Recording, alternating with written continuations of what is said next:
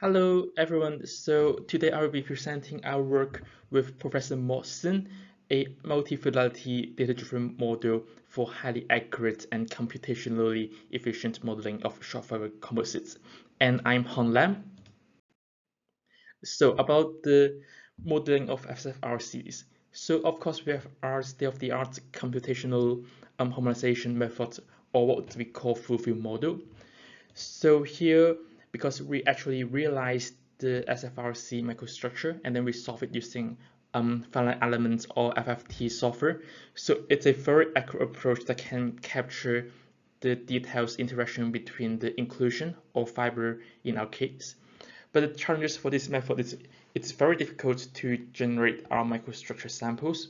So the microstructure samples we got could have like different properties from what we want.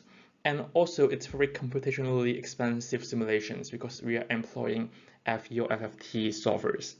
So for now, we also saw the artificial neural network surrogate model gaining popularity because of the recent boom in AI.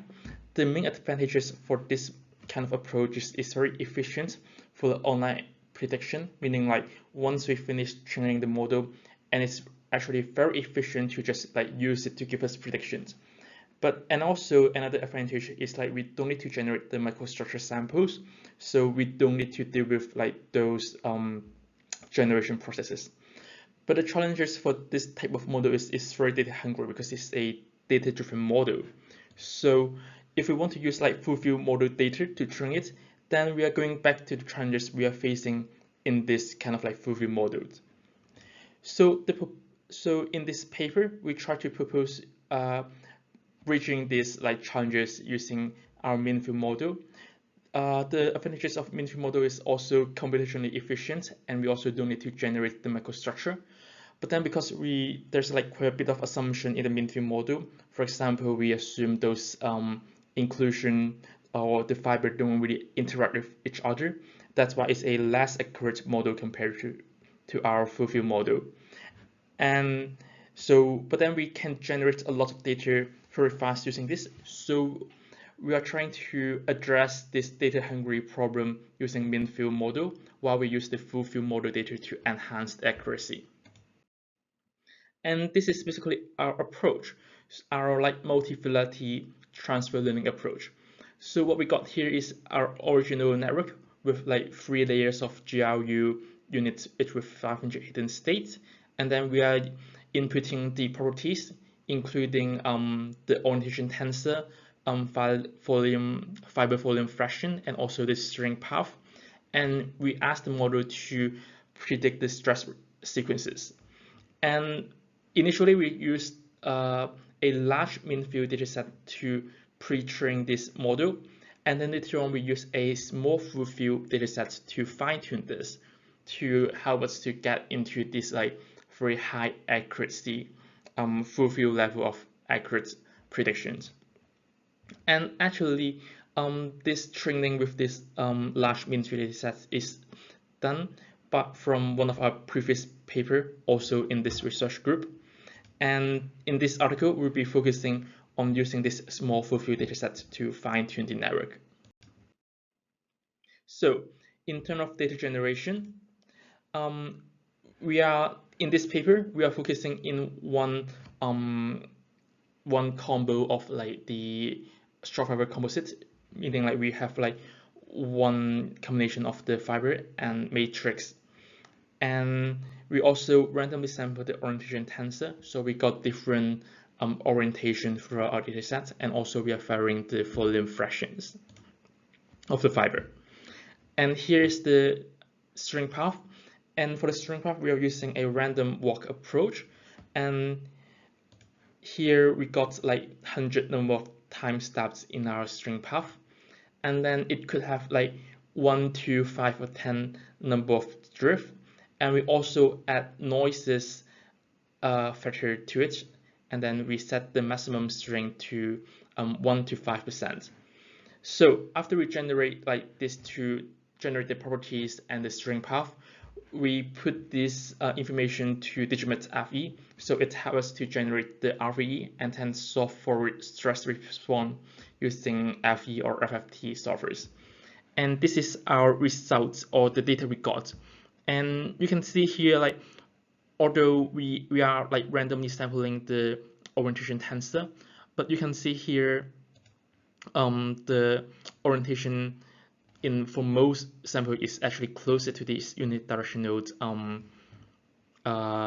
point. It means that, like, because it's easier to like generate unidirectional samples, so that's why we got less sample in this like random region, but then more samples in this like aligned unidirectional regions. Then for the testing results, so the first test we've done is like in the like data we generated, we split some data and result it as a testing data set. And for this testing data set, what we can see is like our original model, or the model we trained only with mean field data, have the highest error, followed by the from scratch network, meaning we only trained with the full field data. And our fine-tuned network, like, which is our multi-fidelity approach, have the lowest error, and it's actually pretty impressive. It's like very low.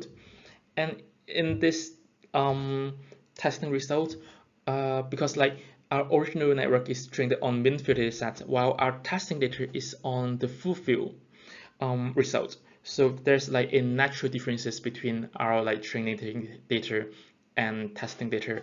That's why we saw the error is a bit higher for the original network here.